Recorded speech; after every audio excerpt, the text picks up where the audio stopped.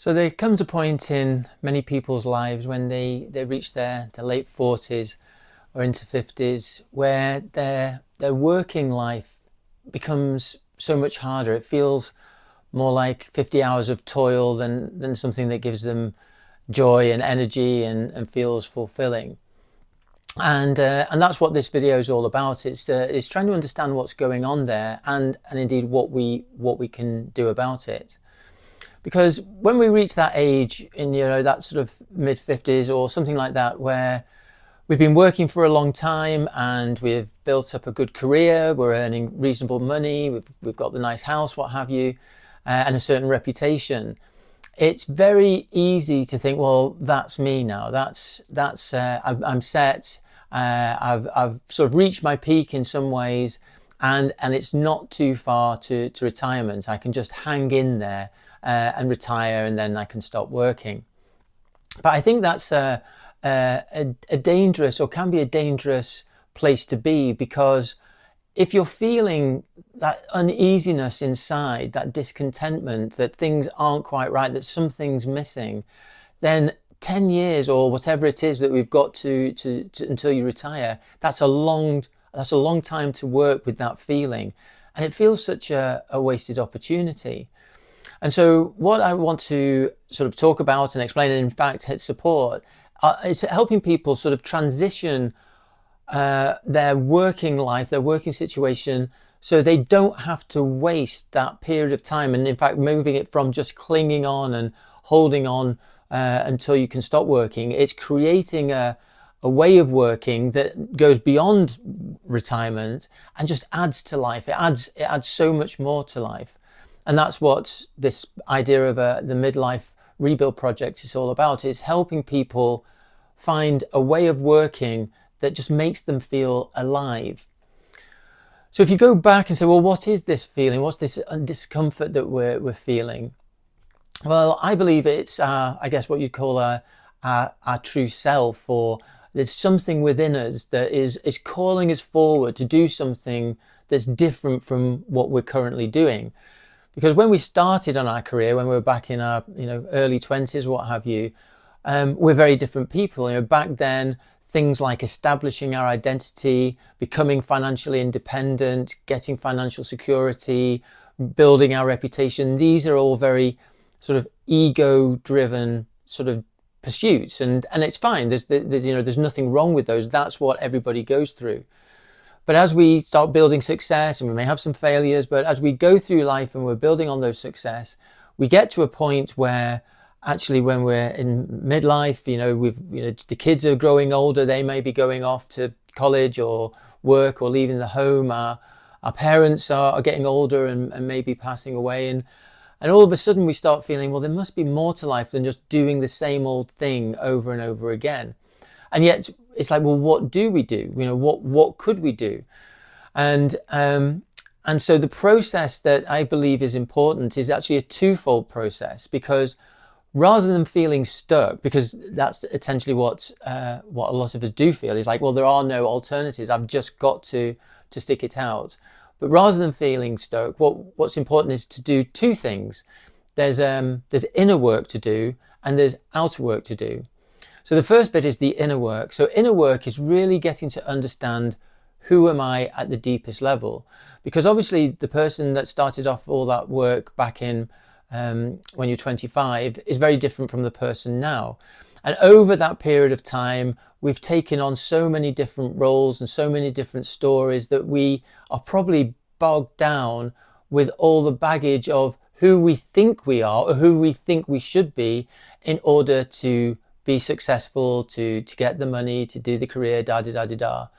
And we need to strip away all those different personas and identities and personalities to understand truly what's happening here. Because when we understand what's happening at that real inner level, only then can we understand, well, what do we need to take out into the world? What is it that's drawing us forward, calling us forward, that can fulfill us and meet that need inside, which is, that question, there's something missing. That something is meaning. And we have to discover what that meaning is. And it's different for all of us. But we can only discover that by going in, doing the inner work, and revealing the true self, so to speak, at the heart of our being. So that's the inner work. And then you've got the outer work, because once you start to understand what it is you could be doing or should be doing to meet that need, to feel fulfilled, is you need to then rebuild or build your life around that to deliver that. You just knowing what you need to do is very different from doing it, and so you need to start doing it. But obviously your outer world is not just about doing the work you love to do.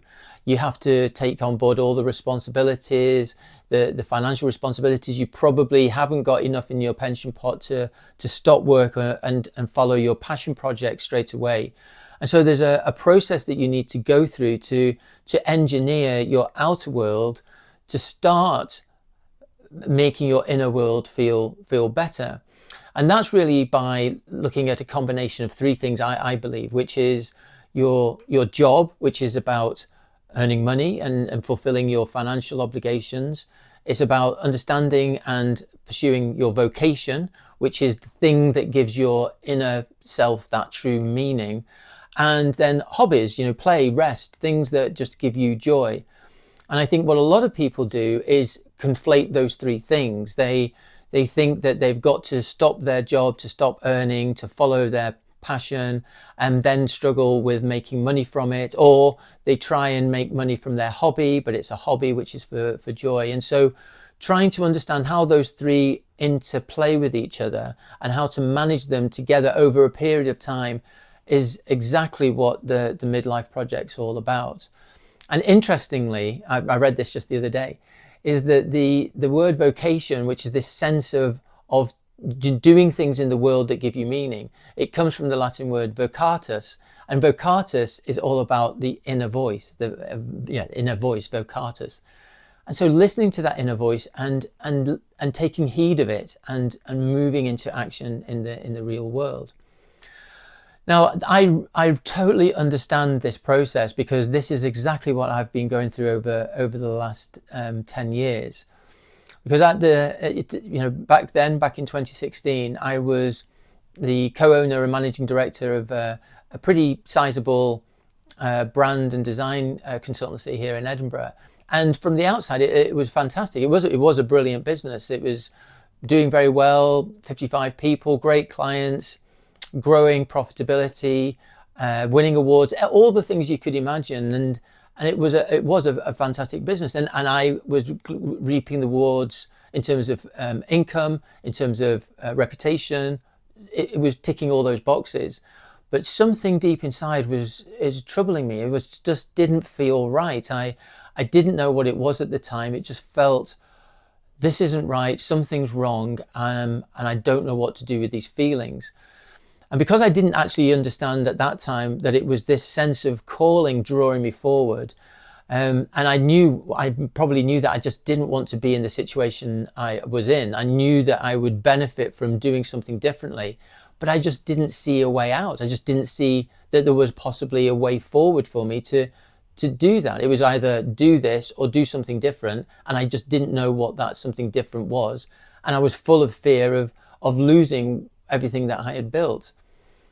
Now, what I did was I dealt with that uncomfortable feeling by drinking. And so alcohol was my solution to dealing with the discomfort. And obviously that isn't a very good solution. And over time, my drinking got worse and worse and worse. And so I was actually then asked to leave the business. I lost my business, even though I was a co-owner and managing director. And so I was forced out eventually into a world of finding my own life and finding new type of work.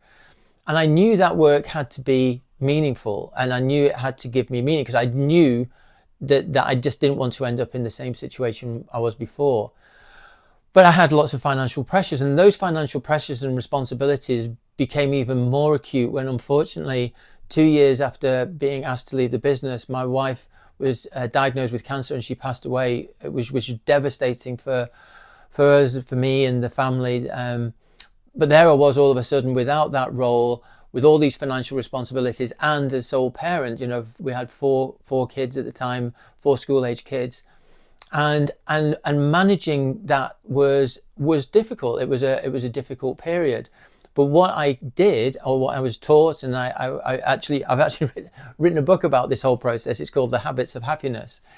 But during that process, I learned the inner work that was required to not only deal with the difficulties, the challenges of that process, of that learning process, that iterative process, but also what was important to me in terms of expressing myself and bringing meaning into my life and doing something of importance to others.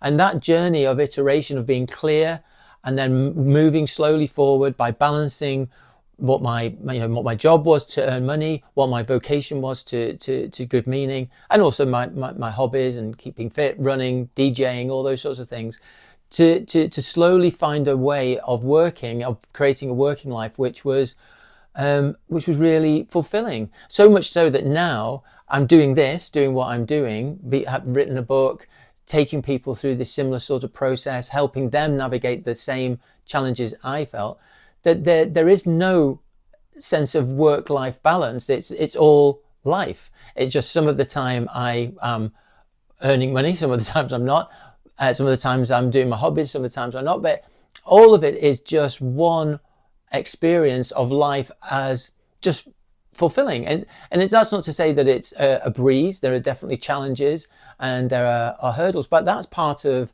I think, the fulfilling part. Overcoming challenges, solving problems is meaningful if you know what meaning is for you. And so that's why I've created this thing called the Midlife Rebuild Project. It's to help people through that process, because I think a lot of people think, well, I'll just cling on, I'll wait till I retire, I'll have enough money then I won't do anything. And there doesn't appear to be a viable alternative.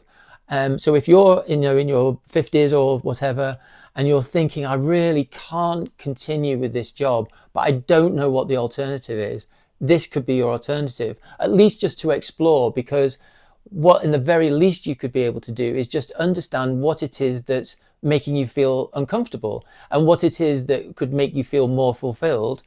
And then even once you know, and then you think, well, I would be too scared just to make that jump. Well, I wouldn't suggest you do that. What I suggest you do is work to a solution where any sort of leap is comfortable, is manageable, and you're not leaping onto unknown territory. You're taking short, confident steps into new directions, but onto solid ground. You understand what the solid ground is, and you're supported in that, not just in terms of what you should do, but who you are and how you deal with the challenges of fear, of doubt, of guilt, all these negative emotions that can come into us through just having a really positive mindset. So hopefully that gives you a flavor of what this Midlife Rebuild Project's all about, and why I'm doing it and why it's so important to me. And if you know of anybody who this is important to, please share it with them. I'd love to build a community around this and help people on that journey. And I've got indeed a process that can help or start people on that process to find meaningful life. Because I just don't, the thought of people sort of wasting their lives for the last 10 years of their working career, I just feel it's such a waste, and there's so much life there to be enjoyed and had. I just don't want people to miss that opportunity. So I hope that's been interesting. If you have any comments, pop them in the comments below, and hopefully I'll speak to some of you soon. Okay, bye.